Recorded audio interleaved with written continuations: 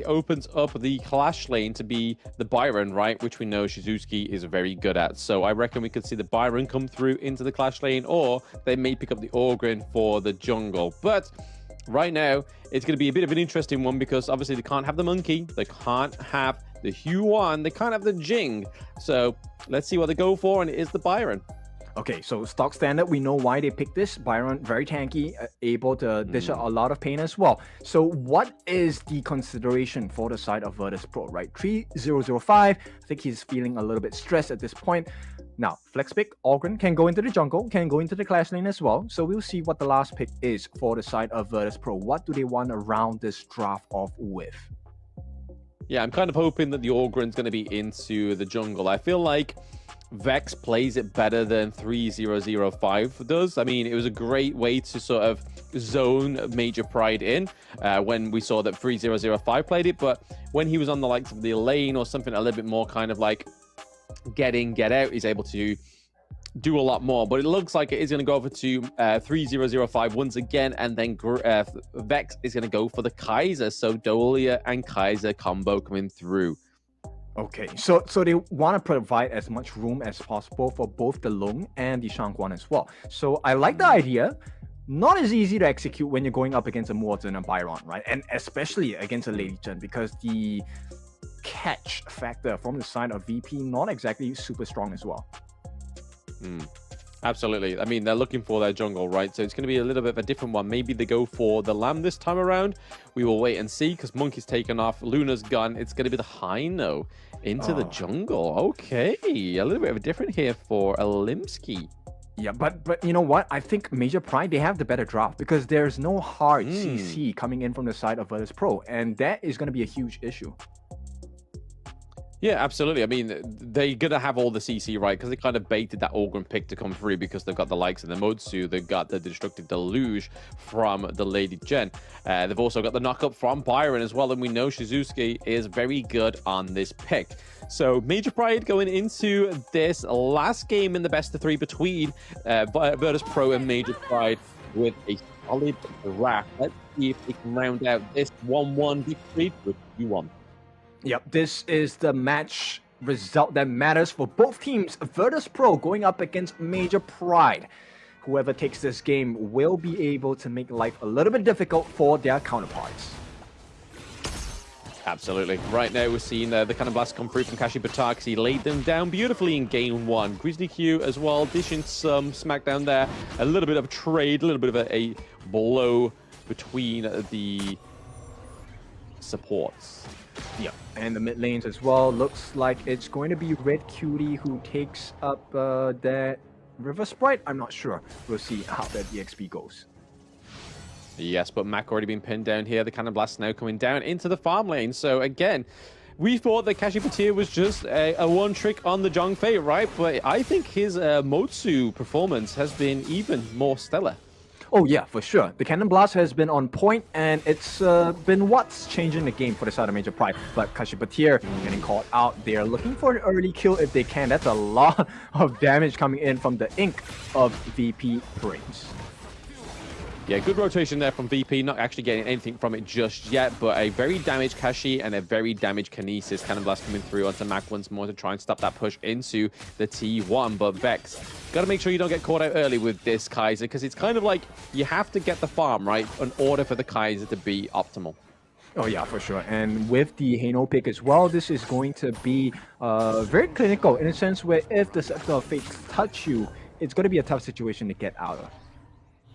Yeah, I mean, he's got the safe distance to actually throw those scepters from, right? He's got the aid of the Cannon Blast, the Destructive Deluge as well. So he has a lot to hide behind. But I can imagine that we're going to see a very aggressive Hino from Alimsky, because that's the only way he knows how to play, is play very aggressive into those team fights.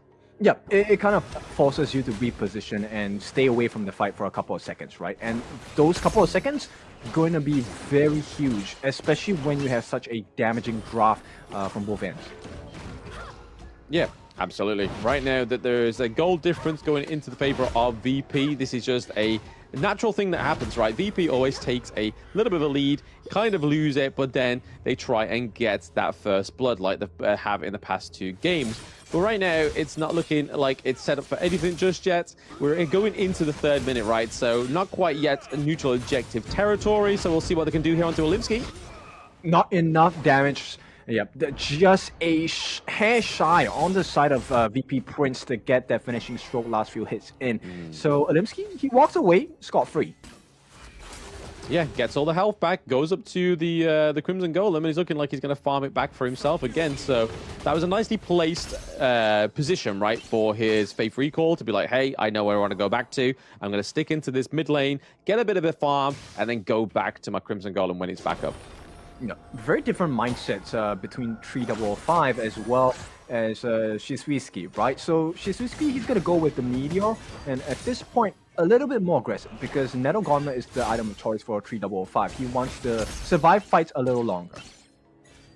Yeah, I mean, we saw it in the last game, right, that the Ogren was a little bit underpowered in the whole of those team fights. Like, he didn't seem to soak as much damage as he normally would, right? But most times at a 10, when you see people play the Ogren into the Clash lane, they generally go for more attack damage over the defense. But when you've got this kind of draft like the VP has, you kind of want to have a second line as well as the Kaiser, right? Because if Kaiser can't get in and Ogren can, you want to be able to soak that damage so that your backline can then try and get into where the Ogren's at.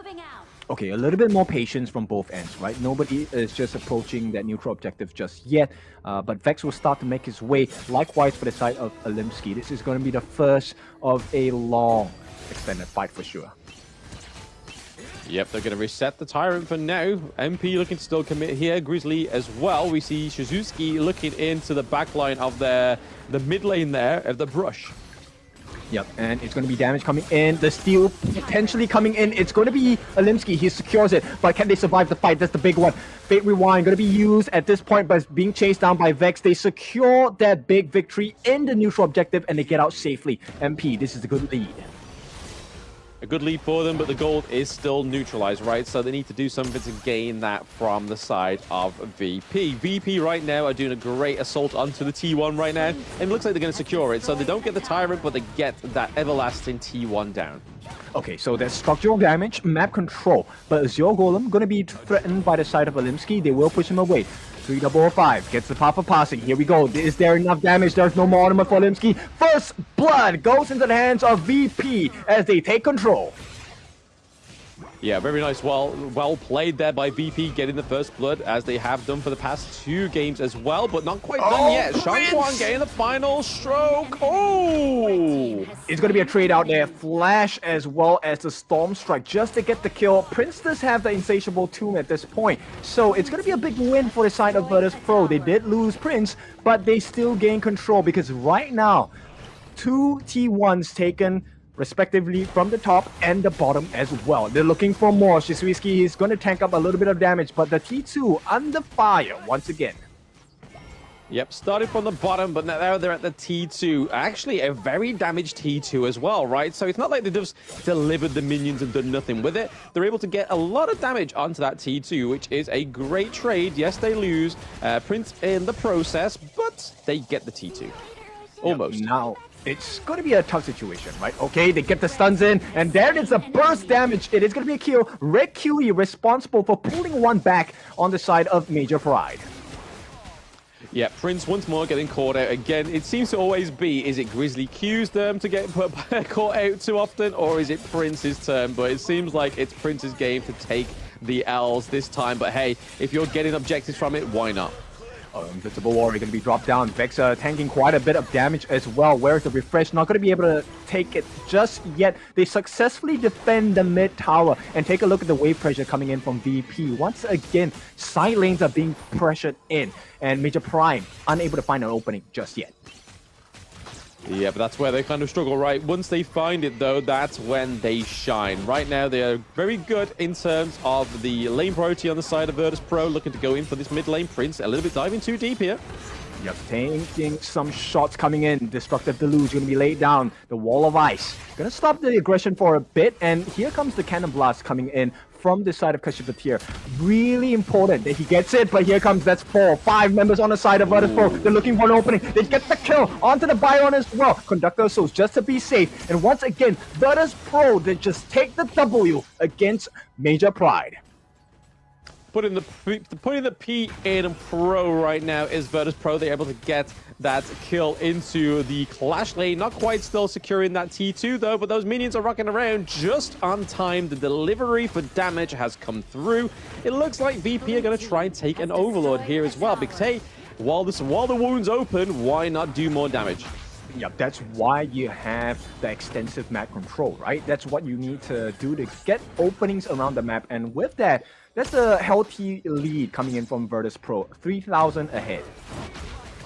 Yeah, it's basically where they need to be at, right? They need to just maintain this lead like they did last game, but then they just let it drop because Major Pride was able to get a solid team fight from them. But right now, they're putting the pressure into the bot lanes, they're putting the pressure into the top lanes. That's where it needs to kind of sit. So it keeps one of the side of Major Pride out of these team fights, and it's working well for them.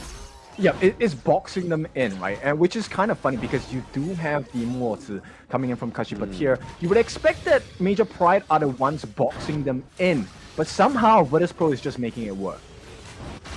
Because they've got the control, right? They've got the control. They are happy to just continue pressuring them into almost a one single lane rectangular box, which is that mid lane, because they're putting a lot of pressure into these side lanes, just leaving them be with the Vanguards, but at the same time they're just trying to open up this mid lane, which would be crucial for Major Pride.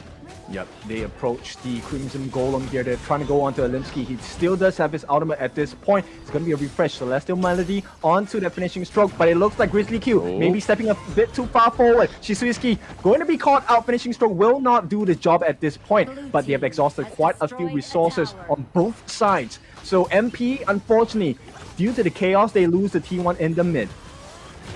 Yes, T1 goes down in the mid, and that was a great distraction into the Golem, right? They really wanted to take the Golem, but also they forgot that the T1 was at risk, and this is where Virtus Pro are kind of shining, right? They're kind of doing two objectives at once, and this is where they just need to maintain it. It's exhausting, but they have to maintain that mentality. Yep, the team of multitasking, right? And with the result of that, Prince is going to have the breakthrough robe in his hands at this point. Take a look at the EXP swing. VP is just so far ahead right now. Yeah, and even that in the gold lead as well, right? Almost 5k gold difference for the side of VP, which is going to be something that's hard for the side of Major Pride to come back from. But now that these shadow variants of these neutral objectives are up, maybe we'll finally see that Major Pride try and score for the Tyrant, which we kind of saw in Game 1, right? They kind of got a little bit of a late game priority onto the Tyrant, but right now it looks like VP just don't want to put this pressure off into the lane, right? Yep, what a play coming out from VP, right? So they fake the aggression onto the Tyrant, and they sneak that Shadow Overlord into their hands as well. So once again, map control fully over to the side of Virtus Pro, and Major Pride, they look a little lost. A little lost, but hey, they may catch out 3005 here. Not quite. He's able to get the path to pass him out of that one alive. But right now, they're able to take that T2 into the side lane once more, really boxing in Major Pride. This is the best macro game we've had today, just the first game, but Mac just making it work for the team. And here comes the pressure as well. They will not overcommit. Mac falls to half his health, but here comes the stun. Destructive Deluge going to be laid down as well. Major Pride, they hold on, but that's what they're doing right now. They're just holding on. That's all we can do, right? Okay. Yep, he's gonna go in. A finishing stroke. The first one gets a double kill. And that's only one of the two available finishing strokes at this point. VP, they find an opening. They find a chink in the armor as well. Prince looking to threaten with the second form of that finishing stroke. At the same time, Dragon takes to the skies. They want to commit. Conductor Souls and tanking it up. Vex, he is making it work for the team. He's tanking for the team. And it looks like it's too much for the side of Major Pride to handle. 2 members left on the side of Major Pride as the T3 is going to be taken on the bot and the mid as well. Pressure averted for the time being, but Major Pride, that is a hurtful combination to eat. Yes, I mean, they ate pretty well, right? They were able to get a 3-3 trade, but only in the terms of kills, because they've lost their higher ground turrets in the mid lane, and they lost it in the farm lane. So overall, that was a fantastic outcome for Virtus Pro. But now, we got to see that Major Pride do something here when they have that little bit of space to breathe. They need to make sure they can gain something from Virtus Pro, whether it be a neutral objective, whether it be a kill or two. Right now, looking to try and take the Shadow Tyrant.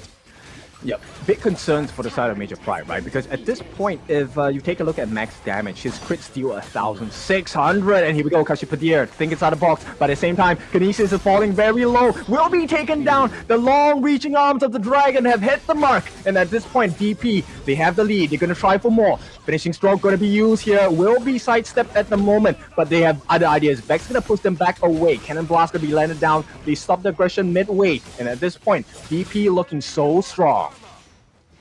Yeah, Cannon Blast at this point is just going to be used for a little bit of a breather, right? Just a interval for an ability, but right now, it looks like VP, I don't want to give him an interval.